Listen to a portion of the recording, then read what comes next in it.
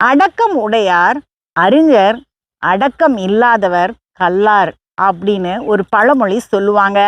இதுக்கு என்ன அர்த்தம்னா, ஒருத்தர் அடக்கமா தாழ்மையா நடந்துக்கிட்டாங்கன்னா அவங்கள பெரிய அறிஞர் அப்படின்னு நினைப்பாங்களாம். ஒருவேளை அவங்களுக்கு எந்தவித கல்வி அறிவும் இல்லாம இருக்கலாம், அவங்க பள்ளிக்கூடத்துக்கு கூட போகாம இருக்கலாம்.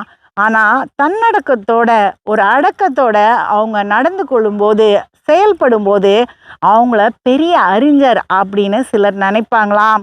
அதே நேரத்துல எவ்வளோதான் கல்வி அறிவு இருந்தாலும், எந்த நல்ல பதவியில இருந்தாலும், அடக்கத்தை மீறி அடாவடித்தனமா நடந்துக்கிட்டா அவங்கள கல்லார் அப்படின்னு சொல்லுவாங்களாம். அதாவது கல்வி அறிவு இல்லாதவர் அப்படின்னு. அப்போ நம்மளுடைய நடக்கையில தான் நம்மளுடைய கல்வி அறிவு வெளிப்படும் அப்படின்றது தான் இந்த பழமொழியில நம்ம கற்றுக்கொள்ளணும். நம்மளுடைய கல்வி தகுதி மற்றவங்களுக்கு தெரியலனாலும் புரியலனாலும் நம்மளுடைய செயல்பாடுகள் தாழ்மையா அடக்கத்தோட இருக்கணும்.